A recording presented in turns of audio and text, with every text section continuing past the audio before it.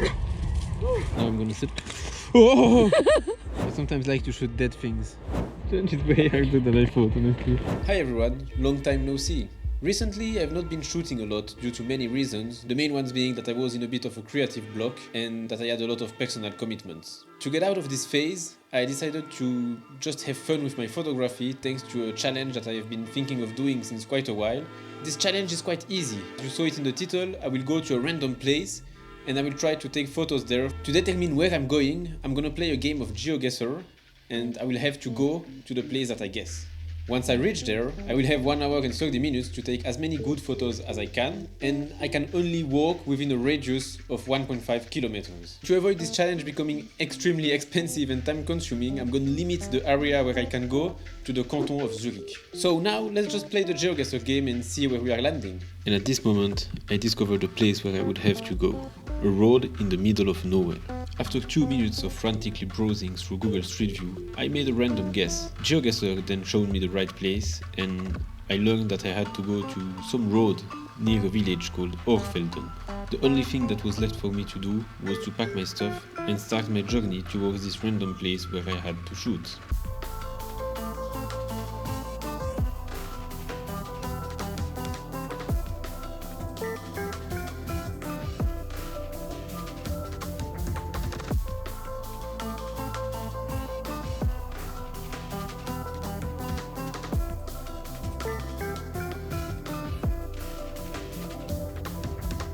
So we have just reached the place that GeoGuessr told us to go to. It's not the most exciting place ever, but that's also the goal of this challenge. The weather is quite bad, the light is not very good. I prefer to shoot with sunlight, and it's not the case today. It's quite a grey sky. We will see what I can do. I also took my flash with me, so it might help. And most importantly, I have my photography cosplay, my Bruce Gilden cosplay. So I think that will help me make better pictures. So I now declare the challenge officially open. I will start walking around and look for places and for things to photograph. Let's go! As soon as the challenge started, some flowers caught my attention. I took those 3 shots, which are not bad, but could have been better if I spent a bit more time there. This made me notice that doing street photography has somehow given me the habit of exploiting scenes in a very fast manner without sticking around for too long. And speaking of street photography, I ran to the only strangers I saw this day and just took the most overdone street shot possible. A couple walking in the distance from the back. It's way harder than I thought, honestly. It's way harder than I thought. But as I was starting to regret this challenge idea, I found an interesting spot.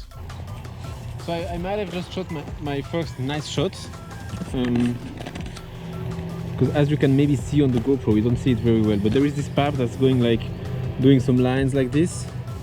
And then there is this kind of a ladder here. And I don't know, the geometry is quite nice. I then felt like I had to go closer to this ladder seat combination to try something with my flash. Let me grab my flash, guys. That's why the Bruce Gilden jacket is very convenient. Yeah, I mean, I put it in my pocket, in my pants pocket.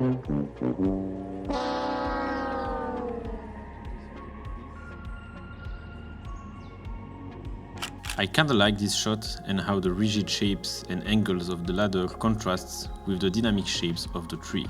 It is still nothing exceptional, so I already started finding myself excuses for the lack of brilliant shots after only 15 minutes of the challenge. Yeah, I'm not very used to doing landscape photography, so it's quite nice to be out and just trying something new. Even though it's quite hard, because usually I would let the light guide me and show me the things I have to shoot, basically, according to how it's lighting up the subjects. And today it's very grey, so the light is very diffuse, and it's not conditions that I usually shoot in. But it's still fun.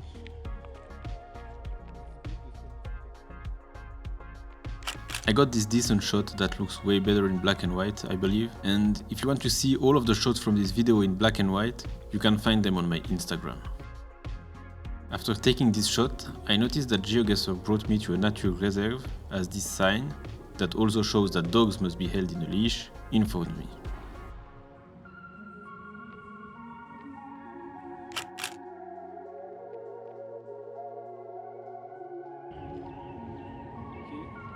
This dead branch is kind of nice. I sometimes like to shoot dead things.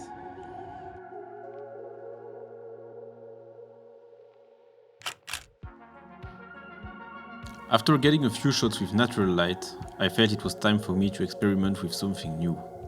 Since the light is not that good, I want to use my flash, and the flash came with those things. These things which are like colored gels that I can put in the flash. Maybe the red one could look nice with this kind of plants. I don't know the name in English, but now I'm gonna sit. Oh! After almost dropping my camera in the mud, I was ready to use a flash with a gel for the first time. This first attempt was nothing exceptional, but I've got some better ones with the flash later. Oh no, I'm stuck. Oh, I have water in my I took some shots of this machine. They are not great, but somehow I just can't resist grabbing a shot when I see some machines in places where they don't seem to belong. I then noticed that this was not the only human trace in this nature reserve. Wow, what's this? Oh, fucking boat here? It looks like a Fenez album cover, album art. Yeah, there are some good shots to do with this. I was pretty happy with some of those shots. I like the ones with the flash and the way the red color of the flash contrasts with the blue tarp protecting the boat.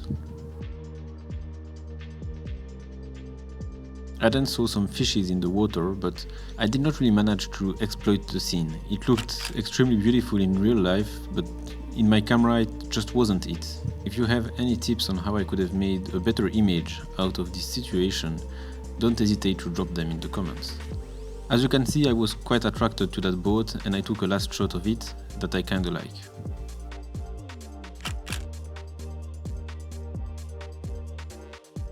And it's at this moment that my challenge got harder than expected. I had to face a furious beast. In all seriousness, this dog probably just wanted to play. It should have been kept on a leash, nonetheless. And I'm sorry for acting very German about rules.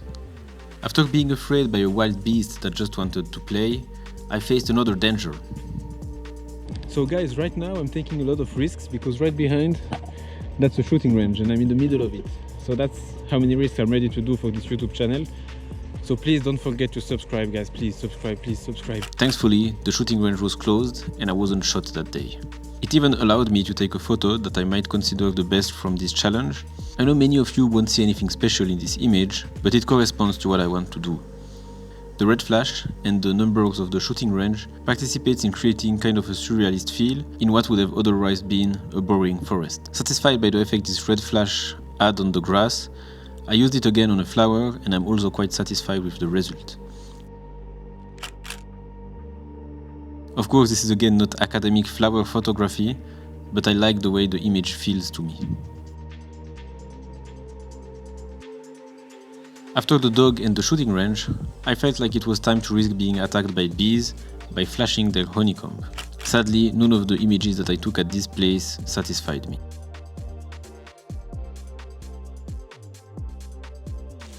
I then walked in a forest and I took a few shots that were decently composed, but that honestly don't really fit with the photography that I want to do. They are quite generic, to be very honest with you.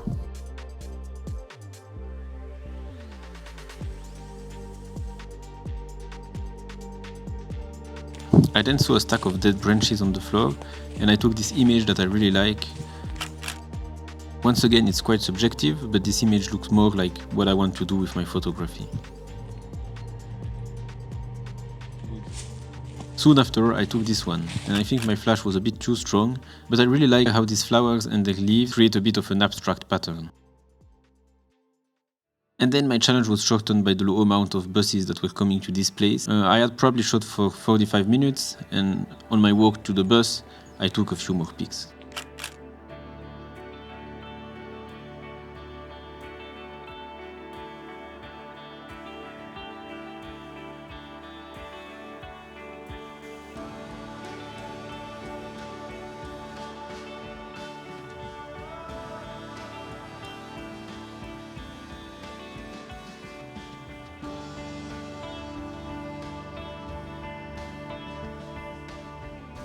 Time to end this video.